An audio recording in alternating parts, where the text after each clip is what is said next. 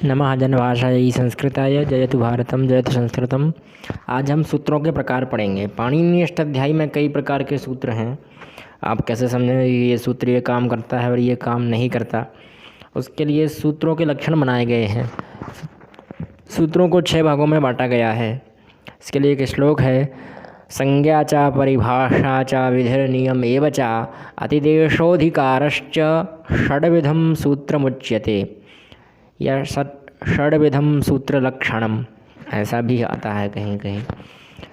तो 6 प्रकार के सूत्र होते हैं, संज्ञा, परिभाषा, विधि, नियम और अतिदेश अधिकार।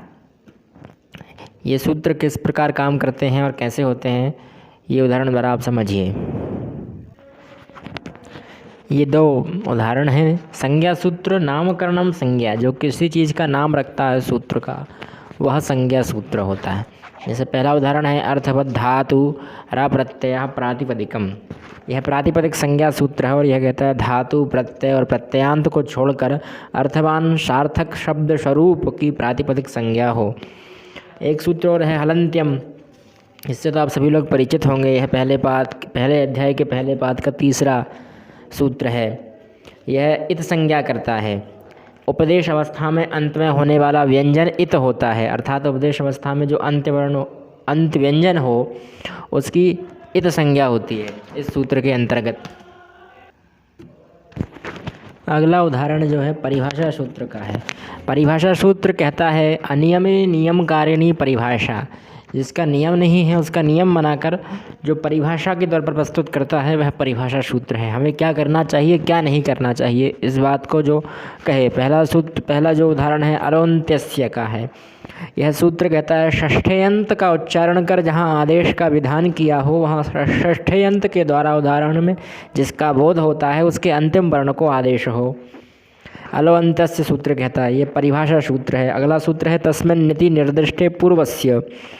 तो यह भी कहता है कि सप्तम्यंत पद का उच्चारण कर जिस कार्य का विधान किया जाता है वह कार्य वर्णांतर से अव्यवहित या व्यवधान रहित पूर्व वर्ण के स्थान में होता है। ये दोनों परिभाषा सूत्र हैं। अगला उदाहरण है विधि सूत्र का।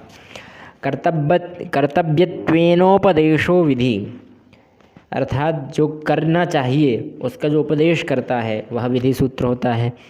जैसे पहला उदाहरण है एको यणचि। यह सूत्र कहता है कि एक के स्थान पर यण आदेश हो अच के परे रहने पर, तो यह सूत्र उसको पूरा करके ही रहता है। ठीक उसी प्रकार दूसरा उदाहरण है वृद्धिरेचि।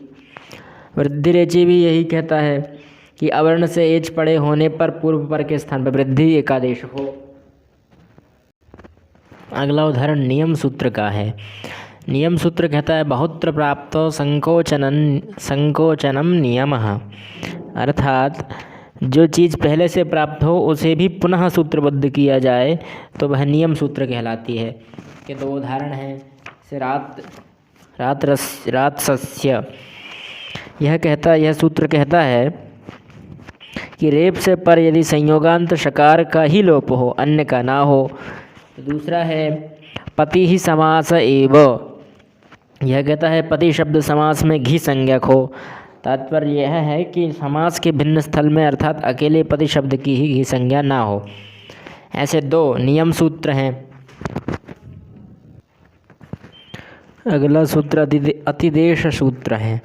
ये कहता है अन्य तुल्यत्व विधानम अतिदेशः, यानी जो जैसा नहीं है उसको वैसा मानना पड़े तो उस सूत्र को अतिदेश सूत्र कहते हैं।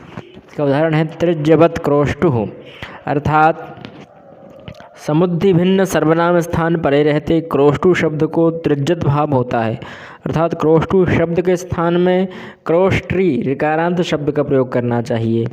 यहाँ पर क्रोष्टु शब्द है पर उसको ऋकारांत कर दिया जाएगा तो इसके रूप ऋकारांत के तौर पर चलेंगे। क्रोष्टु शब्द उकारांत है पर उसको कर दिया गया ऋकारांत। जो जैसा नहीं है उसे वैसा माना ना पड़े उसके लिए अतिदेश सूत्र बनाया गया है। सूत्र का अंतिम प्रकार है अधिकार सूत्र। अधिकार सूत्र अधिकार शुरू कर देता है, अगले अधिकार सूत्र तक वो अपना अधिकार रखता है। जैसे पहला सूत्र है स्त्रियाम। स्त्रियाम अपने अधिकार शुरू कर देता है 4 अध्याय के पहले पाद से तीसरे सूत्र से अपना अधिकार शुरू कर देता है अगले अधिकार सूत्र तक। जहाँ तक कि उसका अधिकार, उसके अंतर्गत अब जितने भी सूत्र आएंगे इसके बाद के वो सब उसी के अधिकार में आएंगे। एक और सूत्र है अव्ययी भावः।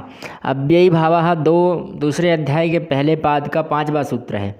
यह अधिकार सूत्र है और यह अधिकार अपना रखता है, इसके बाद के जितने भी सूत्र होंगे सब इसी के अधिकार में आएंगे अगले अधिकार सूत्र तक। शेषो बहुब्रीहि, ये भी एक सूत्र है, ये भी दूसरे अध्याय के दूसरे पाद का 23वां सूत्र है।